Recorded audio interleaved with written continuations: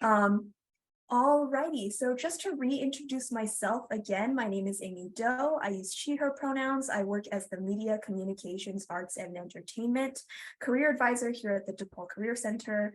When I'm not hosting events like this, I'm working the career fair. I'm meeting one-on-one with students. I'm doing a lot of outreach, as well as putting events like this together for you all. I would like to welcome you all to this event, which has a very long title, How I Got This Job, specifically in brand partnerships and marketing. I would like to introduce our panelists, Sydney, Yaritza, and Sara. Would any of you like to go first? I can go ahead and start. Hi, everyone. I'm Sara Moatamedi. I'm currently VP of Brand Partnerships at Zeta Global. Before Zeta, I was at iHeartMedia. Before that, I was at Amazon, and then Epsilon before that. So it's so nice to meet you all. Amazing. Thank you so much, Sara. No problem. I can go next. I'm Sydney Bickel. I'm currently a manager at brand partnerships at Instacart. Before that, I also worked at Amazon in the ads department. Wonderful. Thank you, Sydney. Hi, everyone. My name is Yaritza. I am a brand partnerships and experience specialist at McDonald's. Before that, I was actually at Deloitte, so I was not in marketing. And before that, I was also an intern at Amazon, since Amazon seems to be a trend in this group. Amazing. You picked all the Amazon. I love it. Yeah, I had no idea. So this is actually very serendipitous. I would love to dive a little bit more into what working in the tech industry is like. But mostly I would like to begin by setting the scene. I know that we have a real spread of majors here. We have some communications, we have some PR and advertising, we have some marketing, but we also have some journalism.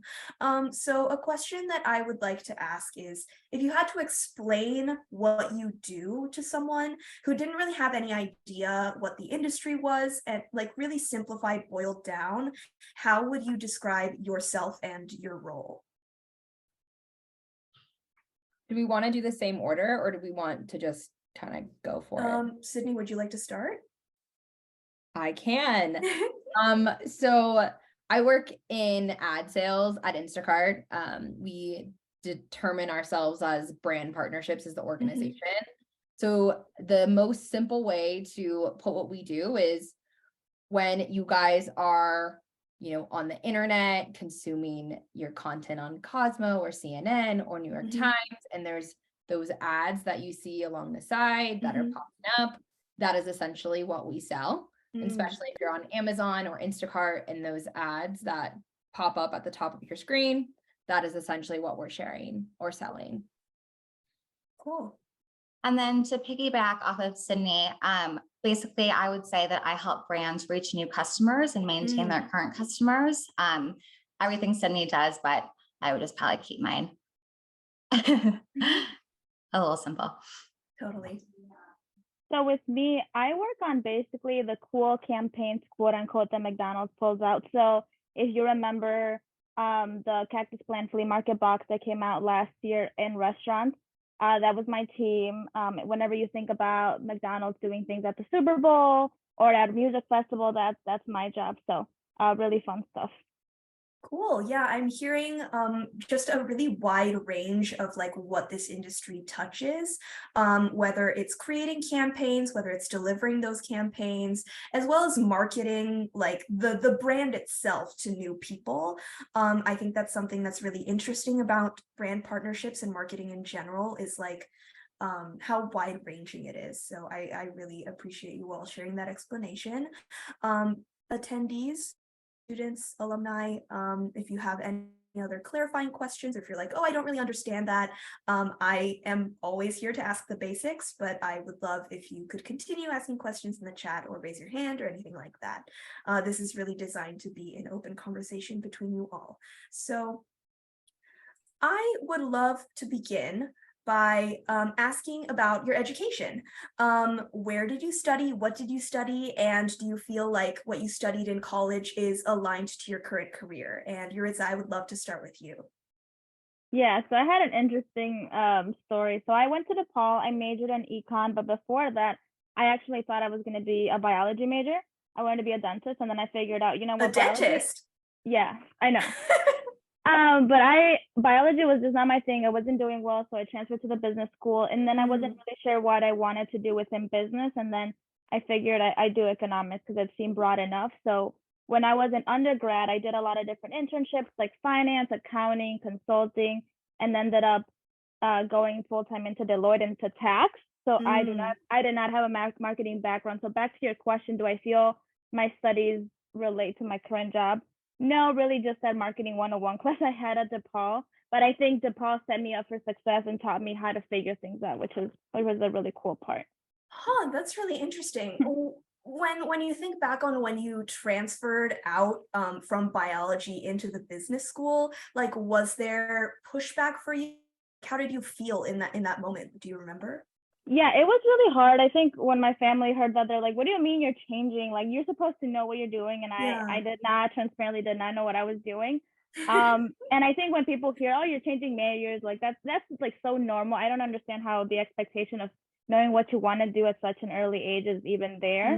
But I really appreciated the fact that I did, because otherwise I would have been pretty unhappy. So. Yeah, totally. I love the fact that, you have stayed honoring your own journey, and it's like taken you in different places, and now you've landed in a place that do you feel like you've landed in a good place? Yes. Oh, I definitely love what I do now, but it was definitely a journey to figure out what I actually enjoy. But I figured it out by doing stuff that I didn't like at all. So totally, for sure. It's a little particular. Were you aligned with the McD Eyebrows Arches campaign? If no, can you speak to your experience on a campaign from Elaine? Yeah, so that was not my campaign. That was a global thing, but I didn't touch it, but I thought it was great. A particular campaign that I've worked on. So for this year, I'm trying to think what I can tell you guys in terms of campaigns. So one project that I had, so last year McDonald's went to Vegas for a festival called Life is Beautiful. So we launched a program called Golden Access, which basically gives our consumers exclusive access to VIP seating, suites, and whatnot. So it was really cool to be behind the scenes planning how we showed up at this festival, who we give access to, designing everything, and then what PR and social moves we did to support the event launch. So. And yeah, just a larger question for all three of you. How big are the teams that you work on, generally speaking? Like, how many people do you interface with on a day-to-day basis within your companies? My specific team is 15, but I also work cross teams. So I would say probably on a day-to-day, I'm probably interacting with 30 plus people, depending on a campaign I'm launching, et cetera. But my direct team is 15. Cool. And do you also have an example of like something cool that you've worked on recently, a campaign that you were particularly proud of? Yeah, so currently I'm launching a campaign it's called Leslie's Pool Supplies, which, being from Chicago, I had no idea what that client was, but they're actually huge in the Southwest and Northeast. But we are right now trying to acquire net new pool owners, because pools became a very big commodity in COVID, obviously. So people were doing their homes and renovating. So they're trying to acquire net new pool owners into their brand. I think what I loved about it was I was able to stretch the client in terms of their thinking, which is why I love what I do so much. And so they really only market in their seasonality, if you will. So they really only start marketing in May. But after doing so much research and digging into our data, there's actually so much of the region in the US that opens their pools sooner. And we call them like Sunbelt states. So it's like the Floridas and the Texases and Californias. And so really helping the client kind of understand how different consumers might interact with their brand in different regions and territories, I think was awesome. And so we're launching a campaign starting actually in 2 weeks in March in Sunbelt states. And then we're going to expand it nationally in May. But again, I think what I love what I do so much. And it's because I think I really love being able to help brands expand their thinking in ways that they may not see at the time. So. Yeah, totally. Bringing that like data-driven expertise to the table. I feel like a lot of people forget about the analytics, quantitative side of marketing, and I would love to dive into that a little bit deeper shortly. But Sara, what did you study in school? I studied communications, specifically PR and advertising, but so similar to your story, I wanted to be a retail buyer and I was very adamant that I was going to be. So I started doing Why? that. Like, why?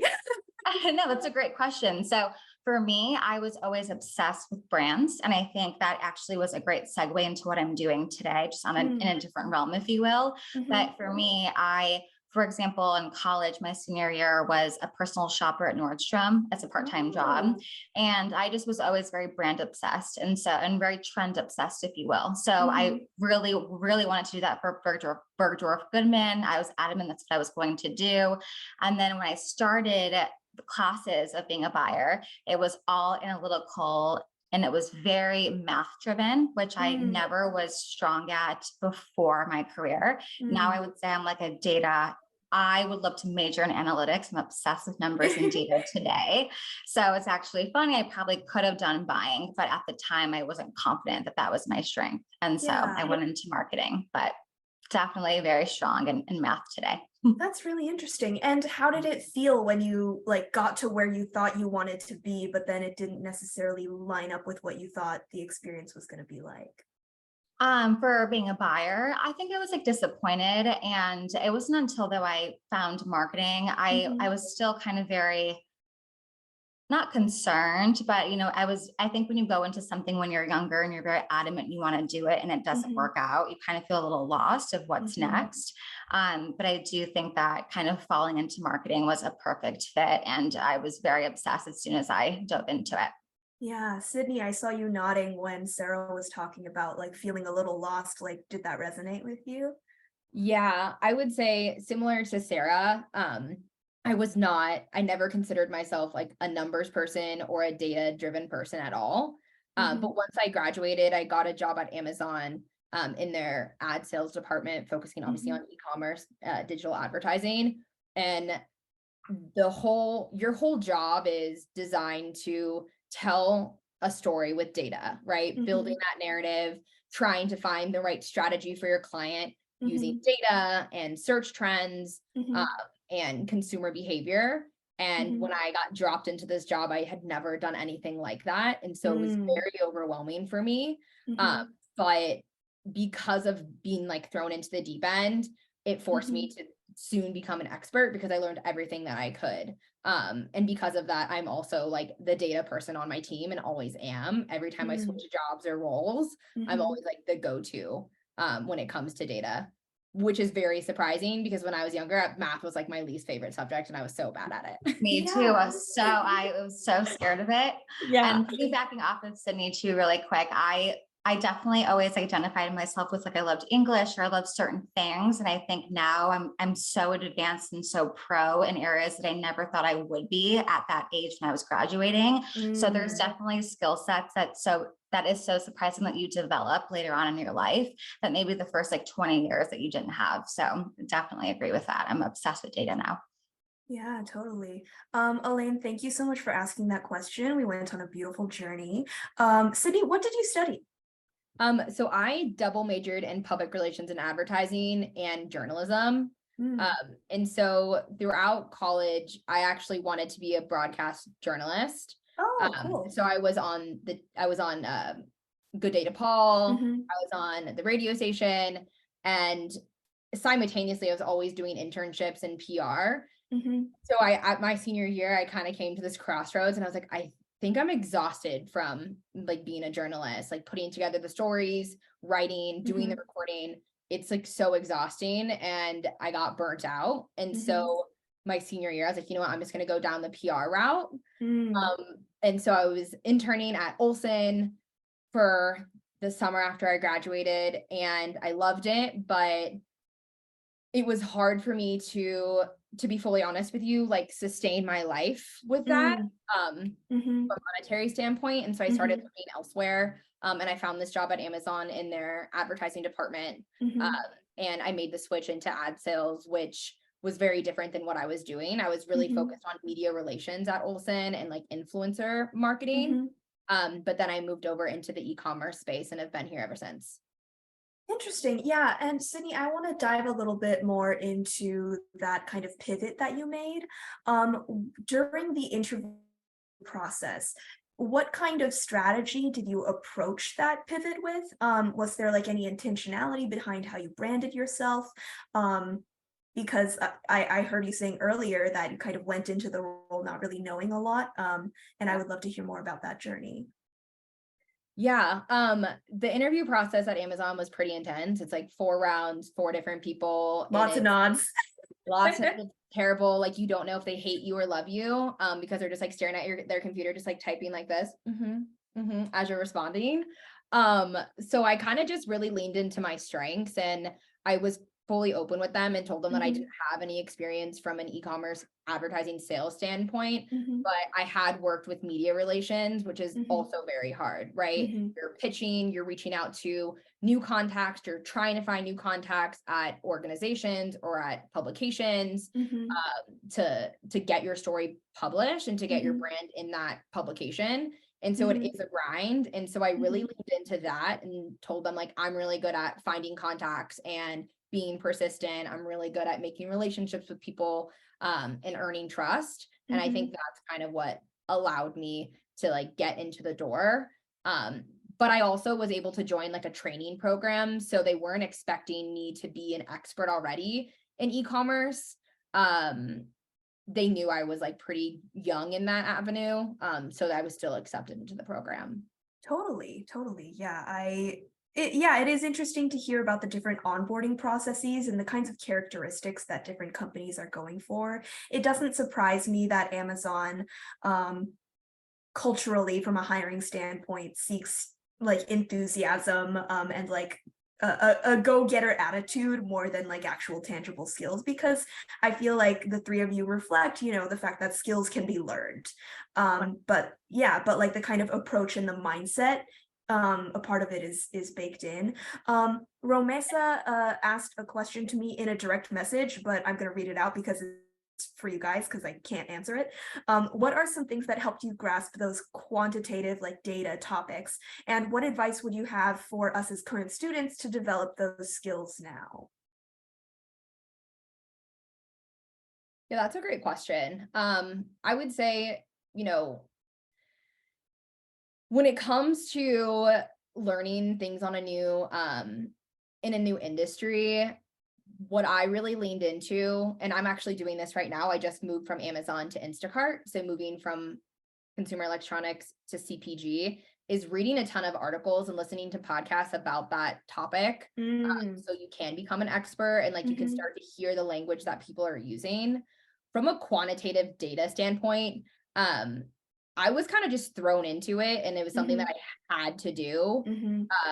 And so I didn't really have a choice, and I wanted to be the best on my team. And so I like dedicated myself to trying to learn those skills, but I leaned on a lot of mentors and other people that I had worked with that were strong in that area. I don't know if Sara, did someone just crawl behind you? I'm like, I told my boyfriend I need 1 hour, and he of course needs a phone charger, and I'm like, I need 1 hour, but no, it's okay. I was like, I just need 1 hour tonight. But no, piggybacking off of Sydney, and I think that it's so applicable to me as well. Of course, I didn't know going into marketing and advertising, I would need these skills that I do need in my day-to-day career. And so I also was thrown into it, but I was so passionate about mastering it because I loved what I did and I wanted to be really good at it. And it also was a time in my career where I really wanted to get promoted. And I knew that that next level really acquire that autonomous data-driven mindset. And so I asked my bosses, and like Sydney, I had great mentors, and they would give me homework. I went back to like college, if you will, and I would ask if I could do reports, and I would be able to take a stab of their weekly reporting they were providing to Victoria's Secret clients we were working on, but they were really leading that reporting. So Bloomingdale's and Victoria's Secret, and I was like, can I take a stab of doing it tonight and bring it back tomorrow and seeing how you think about it? And from there, I was really able to stretch my thinking and my skill sets that way. But it definitely was a thing that I had to be proactive about and try. It took a lot of effort, but I really can say now it's very innate. And I think my thinking. So Yeah, for sure. What I'm hearing is that like the attitude and the approach, like the passion is what's important. Yaritza, I would like to throw a question to you. What kinds of software do you use every day? Like, is it Excel? Is it Asana? When you open your computer, what are you opening?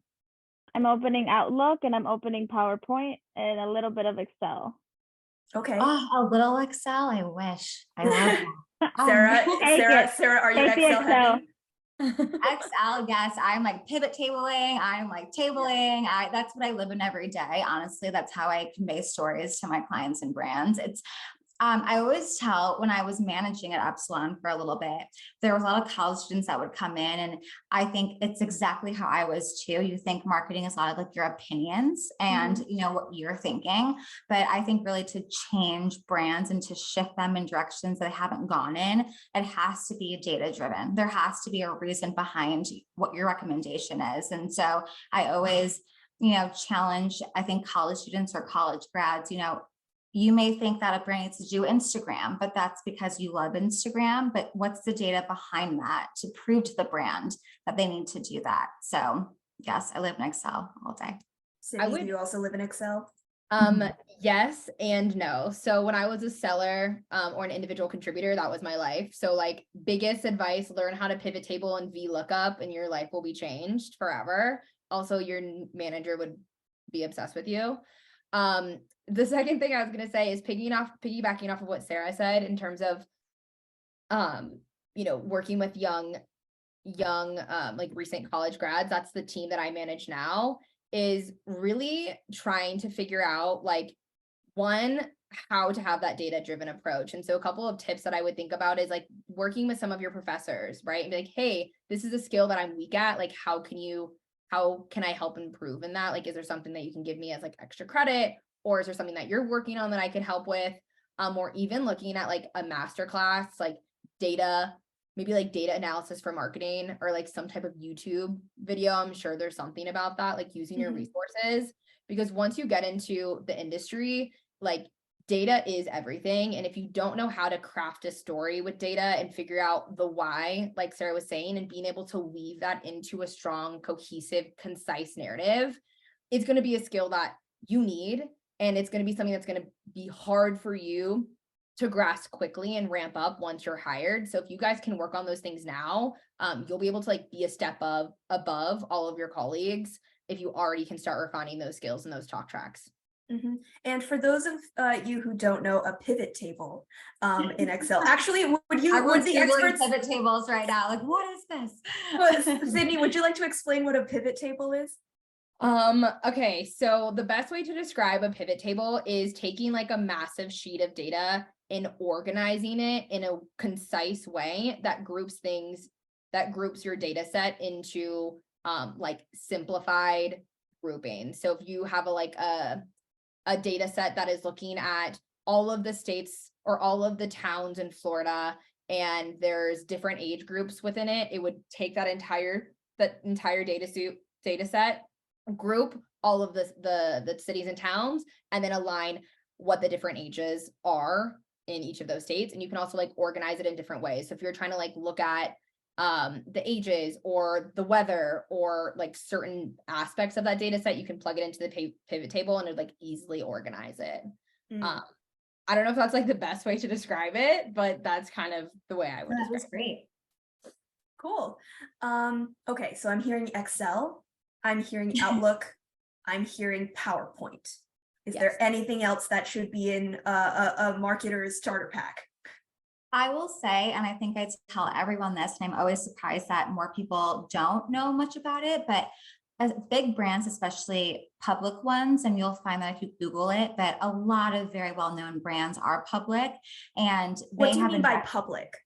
So yeah, a brand could be publicly traded, meaning like they are on the stock market and they have investors, or they're private, where they are getting funding from, family or friends. And a lot of startups and D2C brands do that, which is, they're also huge, but what do you mean by D2C?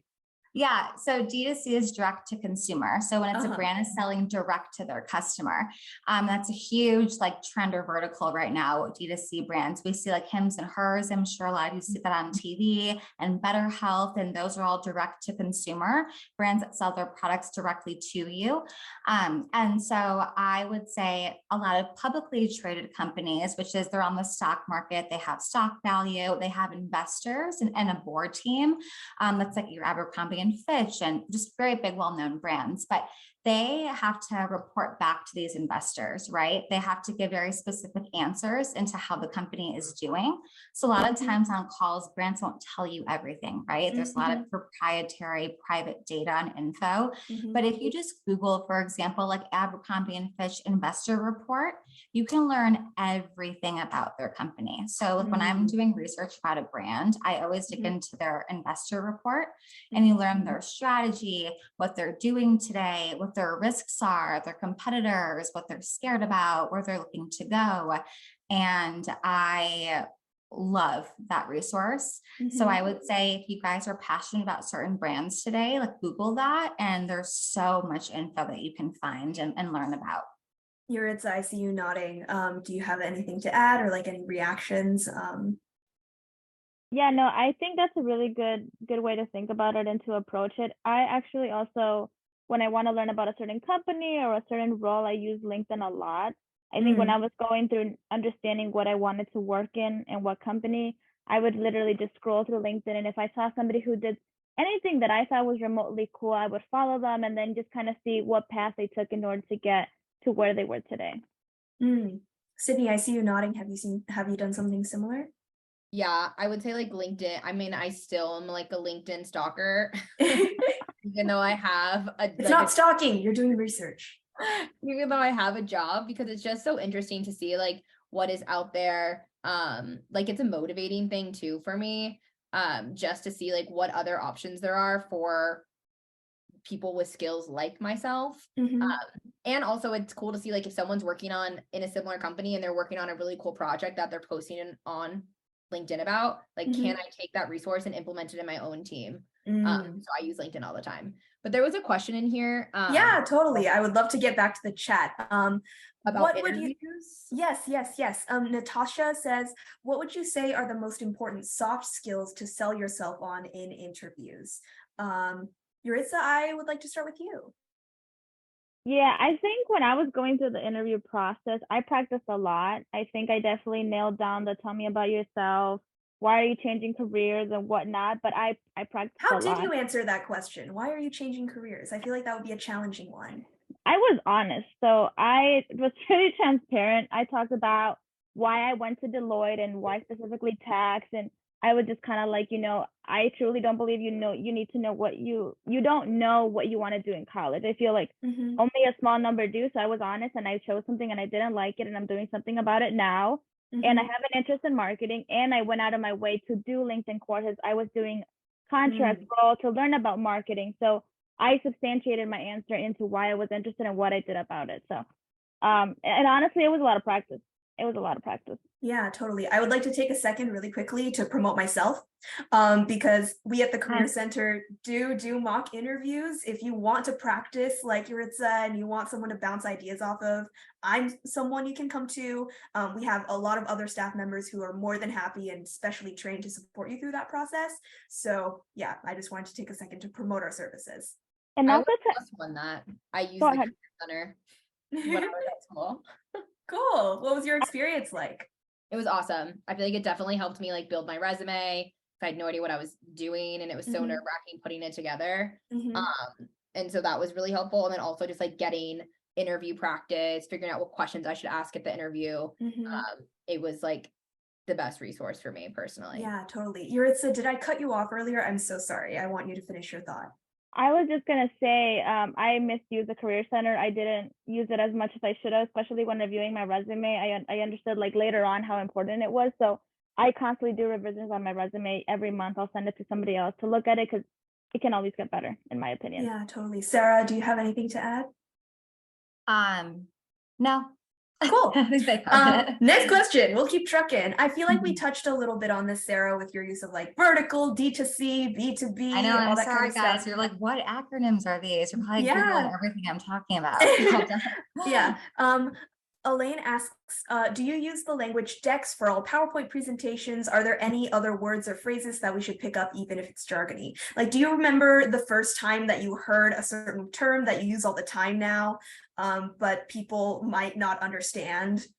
Yeah, Oh, no, yes. I think Dex is, I think, very applicable. I say that every day. I don't even know if I say PowerPoint anymore. I say like, do you have that deck, or I have this deck? And so, but in terms of other like jargon or verbiage or I don't, or slang, if you will, for like the business marketing sense, I don't think there were any words that I didn't really know of. I think it was more of just being in the field and learning tools and resources I had never heard about. So like Salesforce, I'm like, what? And I think you just learn certain things as you kind of dive in. Yeah. But I also do love Cassie's question really quick. She did ask totally. something. I am going to go one by one. love Yaritza, did you have something to add in terms of jargon before we move on? I personally think every company has their own kind of jargon. I think Deloitte, from my experience, had its own, and then McDonald's has its own. I remember when I started, I heard people saying like, "Oh, I'm tracking," and I was like, "What? Tracking what?" But it's like it's just say, "Oh, I understand what you're saying," or like they'll say like double click into like an idea, like deep dive. So when I first heard, I was like, "What are you talking about?" So yep, every day. Yeah, I would love to jump to Cassie's question, and then we can hit Noah's question. And then, you are welcome, Cassie. You are all asking such wonderful questions. Thank you so much for being an active participant. This is a wonderful opportunity to ask real questions to real professionals, and this is definitely a real question.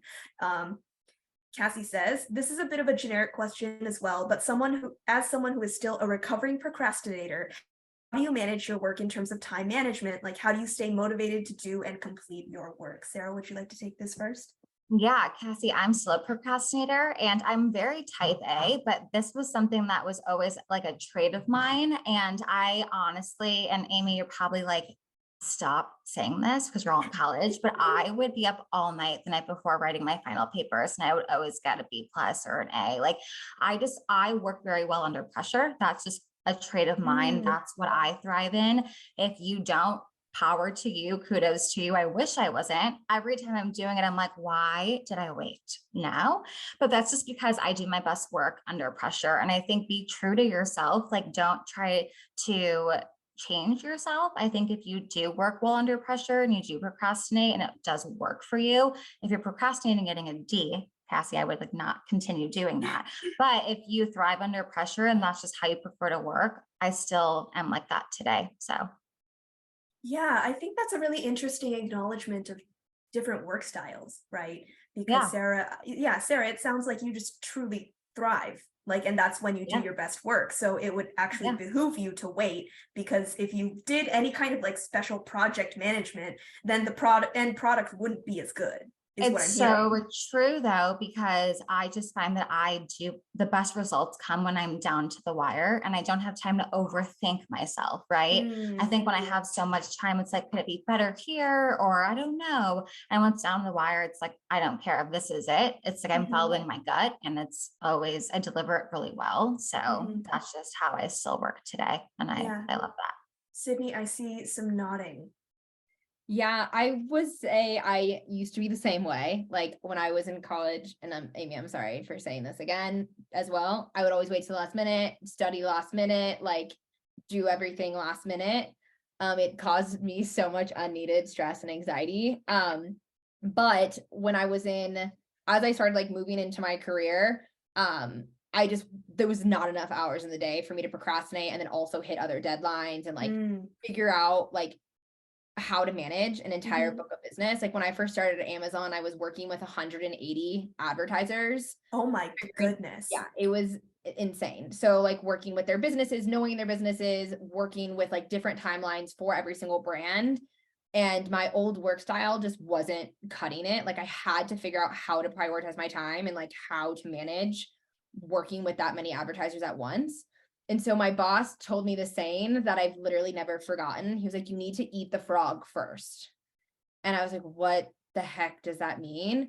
but it's like you have to do the thing that you don't want to do first throughout your day, and then every other task becomes so much easier. So every day, and I still do this now on a piece of paper. I know I'm like an old school weirdo, but I write down all of my to-do lists.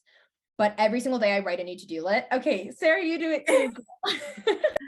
I'll write a new to-do list and I have the hardest thing first, right? So last week I was doing all of my annual reviews, and I've been dreading it because that's just like a very hard task to do, right? Like you're writing, performance reviews for every single person that dictates their compensation in their life. That's hard. I didn't want to do it.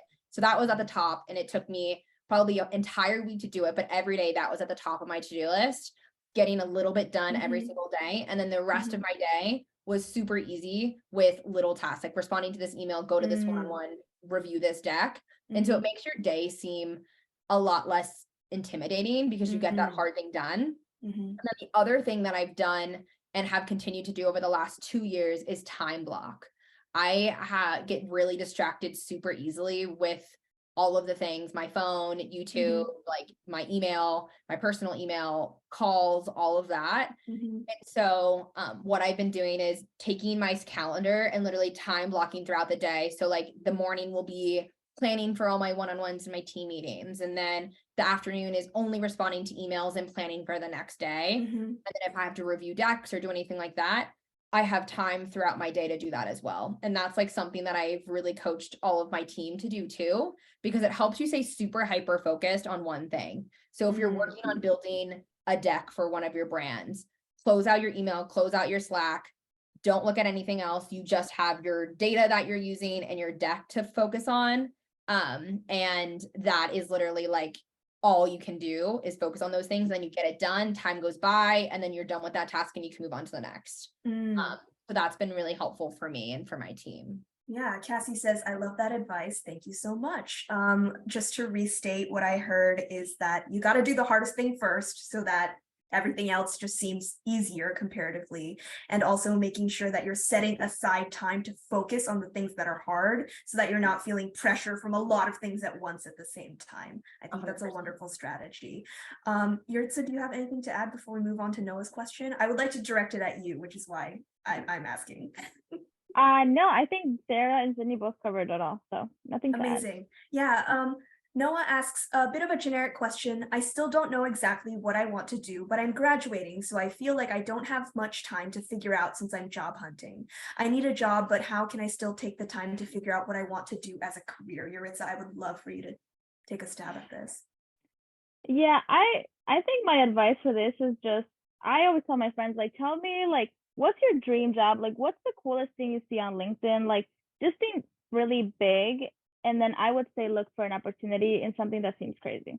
Like, even if you don't know, like, just follow what is naturally interesting to you. And I think that's a path you should take to figure it out. Like, I also think, like, thinking about stability is important, but I think at one point I chose stability over interest, and that really hurt me. And again, this is not equal for everyone, but I would say, like, just be, what do you like? What do you generally find interesting, and go down that route. Yeah, totally. And it doesn't have to be necessarily what you're studying. I strongly believe that. Yeah, totally. Do you have an example of like when you feel like you might have put stability over like your passion, and like how it felt for you as a day-to-day experience? Can you repeat that last part? Sorry, you cut off. Yeah, just like how it felt for you when your job was aligned to your interests versus when it wasn't. Yeah, so as soon as I graduated, within the first week, I just felt I wasn't interested. Like, it felt kind of just stale, and I thought it was maybe because I had just graduated and it was during COVID, but I just knew that I didn't have an interest in the material I was just looking at day to day, and it felt very unmotivating. I remember I didn't enjoy going to work. I kind of dreaded everything. And so I went like that for about a year, and it was really hard. So I thought, oh, like, maybe I'm just not good at my job. Like, I just started all these bad thoughts. And then I took the decision to step away from that and kind of figure it out. So when I left, I was just kind of trying to see, maybe it's the company, but it was never the company. It was really just my job itself. So then I started thinking outside the box, looking through LinkedIn, and just being honest, like, what's cool. And I always thought brand marketing was cool. Like, I always would go to like the Bulls games and think about like all the work that I would have to do into like commercials and then like ads and things like that. So I was just paying attention to what I just genuinely found interesting. But it was a hard thing to admit for sure, because at that point I put my interest over like financial stability, for example. And I know that's a big thing, especially when you're going into the creative route. Yeah, totally. Cassie says, a good saying one of my PRAD professors said that stuck with me since is to find joy in the journey. I think that's really cool. Sydney, Sarah, do you have anything to add? Any advice for Noah? Honestly, yeah, go ahead, Sydney. No, Go, go ahead. Sarah. Yeah, I honestly, it's funny. I never really went to the career fair a lot, but I think the one time my boyfriend in college made me go, he loved them and forced me to go. And that's when I found Epsilon, honestly. And he kind of like dragged me and I was like, okay. And I went and I found a cool company that I was passionate about. And I actually ended up really engaging with them post the career fair. But I do think the DePaul Career Fair honestly has a ton to offer. And I think they're really cool, relevant brands that are exciting for college grads. And even if you do something at first, and I think Yaritza is the most amazing example of that, right? I think you can always pivot in your life. And so I think sometimes you don't know what you want to do until you try something you don't want to do. And so I think I wouldn't be scared of that. I would just try something and then go from there, because it always works out. Totally. Sydney, do you have anything to add to that? Yeah, I would say, like, honestly, the first job out of school, sometimes it's a slam dunk for people, but other times it's not, and that's okay. Like, just try something, like Yaritza said, like find something that you're passionate about, find a topic that you really like and get like an entry-level position. Entry-level positions, you don't need to know everything, right? They're expecting you to be young in your knowledge, and they're going to train you to be where they want you to be. So I would say, like, just kind of follow your passions. And also, if you can't find something that you're super passionate about, you can get like just a standard 9 to 5 while you're figuring it out. And that's okay too. Like, you don't have to jump headfirst into a career right away. Like, we all need to make money to sustain our lives and to pay for our bills, which sucks as an adult. Like, that's the one thing I hate about being an adult. It's like responsibility, paying bills. But we all have to do it.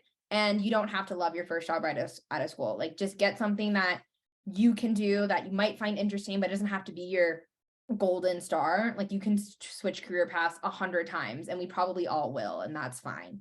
Yeah, totally. Noah says, thank you. This is all honestly really great advice. I appreciate it. So Sydney, Yaritza, and Sarah, I hope that you are feeling good because you are tangibly helping someone feel better today.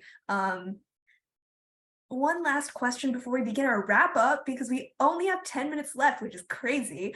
Natasha asks, any tips and knowledge in the influencer marketing business? Interested in this field for possible future opportunities? Yeah, I would love to hear any insights that you guys have in terms of the growing, exploding field of influencer marketing.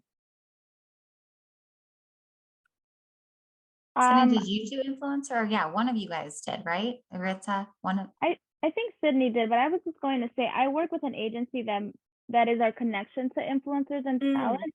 So I would say if you're in DePaul, then you're looking to maybe go in an entry-level agency that works with celebrities. Like, I can think of a couple names and send them your way, but I don't know necessarily like what it's like to be in the field. I just know, like, for example, this agency person will talk to the talent team and then be the middleman between the brand and the talent, if that makes sense. Yeah, Yaritza, I love you pointing that out, because I feel like not a lot of people understand that it's not just, hello, it's McDonald's in your DMs. Right, no. Right. Yeah. We're not DMing. I wish. Yeah, I wish I was DMing, totally. But no. Yeah. Could you explain like the basic structure of like talent to agency to company? Yeah, so at least for McDonald's, so we would do marketing through agency. So we'll have an agency that does our experiential, which is like the in-person events. And then we have our agency that handles creative, which will do all the creative work behind the commercials that you see. And then we have like talent, that the agency that we say, oh, we want to partner with somebody for this campaign. They'll go and pick like 5 celebrities, bring them to us, and then we'll pick which one. And then they'll do the outreach to a celebrity and say, hey, McDonald's wants to work with you. Are you interested? And then they'll be kind of like the middleman. So Yeah. So whether you yourself are a content creator, Natasha, or whether you are working, like seeking to work more in like the talent management middleman side of things, I feel like some research into agencies that specifically work with influencers might be helpful for your search. Sydney, would you like to add anything? I feel like you have wisdom in this area. So I haven't worked in influencer marketing in a really long time. It was like pre-TikTok. So I feel like my expertise is probably outdated at this point. But I think I'm pretty much on par with what Yaritza said. Agencies is pretty much I was in an agency at that point. So they're pretty much the leader in that outreach in that area. Yeah. and just to add, if you were, because I know a couple of them through work, and I think their best advice if you're trying to be an influencer yourself is just to be very consistent with your content. That was like the one thing, because I think a lot of people fall out of posting and things like that. But if you're consistent for X amount of time, you'll probably make it. So Yeah, totally. We have 9 minutes left in our event, and I would love to be mindful of everybody's time. So just to wrap up, I would love, Sara, if you would kick us off for our final question. What general advice do you have for somebody who would like to enter your field, is interested in it, but is not sure entirely where to start? I would say honestly, be proactive, right? Like I think we all talked about LinkedIn, but it's finding people you want to emulate and that you admire and reaching out to them. I think being proactive in that sense and not being timid, I think will get you very far. And also being very true to yourself and what your strengths are. I think knowing what you're good at and really, I think diving into it and finding people who are also good at those same things and finding mentors very early. I think finding those mentors and finding those people that can really guide you in a way that you want to take your own career, your own lives. I think that's really helpful. And I think that's what set me up for success really early on when I graduated, was finding those people that I still have today, honestly. Yeah, Sara, how did you find your mentors and how did you make those connections?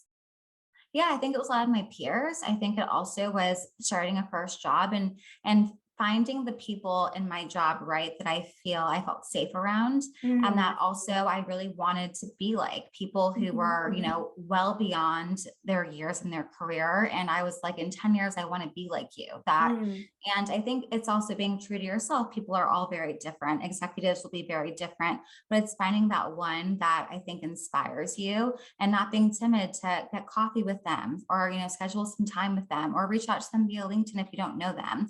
And I think everyone would be surprised to find how many people want to help you and want to guide you along your way. So don't be timid to reach out and find people and grab that time with them. Yeah, absolutely. Sydney, would you like to add anything? Yeah, pretty much +1. Oh, and that's another jargon thing. One means like you like what that person said. I would say everything that Sara said. If you guys are earlier in your career, I know there was a sophomore that is on the call. One of my biggest pieces of advice would be trying a bunch of different internships. Like that's how you can really figure out what you want to do early on in your career, and also finding mentors. Like that's how I initially found my first few, were just through internships that I had. And I really liked either my manager at that time or my boss. Or like the leader of the organization. Like that's how you get to like build those connections. And then once you do get your first job, I would say like still find those mentors that you can lean on. So once you kind of get your feet on the ground, figure out who you feel safe with, like Sara said, and start to set up informational like interviews with them or like coffee chats on Fridays, to just try and like build that relationship with that person. And then you can ask them, hey, like, do you want to have an official mentorship with me? I'd love to meet with you like once a month. And when you do have those mentors, like making sure you're coming prepared, like, here's my agenda, here's the things I want to talk about. So those are productive for both you and the person. You never want to go into like a one-on-one meeting, like not having an agenda, because the person on the other end is going to feel like you didn't prepare and that you're not valuing the time. So like, that's like nice career advice. And then I would say like also finding mentors that are good at what you're bad at. That's definitely what I did to try to get better at the data portion of my job. Yeah, totally. Do you have like just off the top of your head an example of like what an agenda for a one-on-one with a mentor might look like? Oh, totally. So if it's like an intro, right, you're meeting the person, trying to see if you vibe, you would send like, hey, my agenda is gonna be like introductions. Like, what was your career path? What do you love about your job? What do you think are like the areas of your job you don't like? Best advice for someone who's young in their career or who had just started here. That could be like a good like kickoff conversation. And then for your second conversation, if you're like continuing to actually have that mentor-mentee relationship, I would do, what are you currently struggling at, right? Like in that job, or how do you identify what your strengths and what your weaknesses are? Once you identify those, like, hey, here are my weaknesses. What do you think I should do to continue to improve on these? Do you have any experiences that you've had that could help me improve? Do you have any advice on how I could get to the next level or any resources that I could use? Yeah, totally. I feel like we did a little bit of that today in this call, talking about, procrastination, time management, industry language, all that kind of stuff. So everybody here is getting a little bit of a taste of what a mentorship might be like. I'm so sorry. I did have one thing I want to Yeah. say too. Like your DePaul teachers are also very cool. Like a lot of them do this part-time, and I still communicate so much with professors who inspired me. And I think we really created a foundation for my marketing job. And I would really say too, even if you're not in the communication school, the advertising school or marketing school, find teachers in that realm, because I'm sure Amy, you can probably give them a resource to do that. But these people have amazing careers and do come do this part-time at night sometimes. And I still love like Jill Stewart, like professors I had that I think paved the way for why I love what I do. So go on your campus. And I would also say connect with teachers because they have amazing experience, honestly. Yeah, absolutely. Yaritza, would you like to take this question from Romitza? Do you just ask someone to be your mentor, or would they offer from their end? How do you know if they're even open to that? I would start off by setting up that intro call with, like Sydney mentioned, with the agenda, and then kind of at the end of the meeting, I would kind of allude to about looking to a mentor. So I feel honestly, sometimes you can ask directly, but it's a relationship that it's your responsibility to maintain. I think a lot of times, I think I've done this like a couple of years ago where I asked somebody to be my mentor, but I didn't follow up, and that's your responsibility, not theirs. So I would just say ask directly and just be responsible for asking for that. Yeah, what I'm hearing is set up like an initial informational interview. And then if the one-off goes well and you're really wanting to continue the relationship, then maybe bring up the idea of a mentorship and offer to set up a reoccurring meeting once a month or something like that. And then continue to follow up with agendas and talking points, just like Sydney said. So amazing. We have 2 minutes left. We're so good at this, all of us. Amazing. Clap for yourselves. Thank you so much for taking the time, Yaritza, Sara, Sydney. Would you be open to dropping your LinkedIn URLs in the chat for the participants? Yeah, cool. While I give them the time to do that before we close, I would like to promote that the DePaul Career Fair is coming up. It is on February 23rd from 3 to 5 p.m. in the Lincoln Park Student Center. And you all will get a follow-up email that will contain registration information and further information for prep. And thank you so much, all three of you. All of you guys, I'm going to give you the last 2 minutes to connect with all three of our wonderful panelists. Thank you so much for being here, all three of you. I really appreciate you donating your time, your energy, your wisdom, and I hope you have a wonderful night. Thank you so much.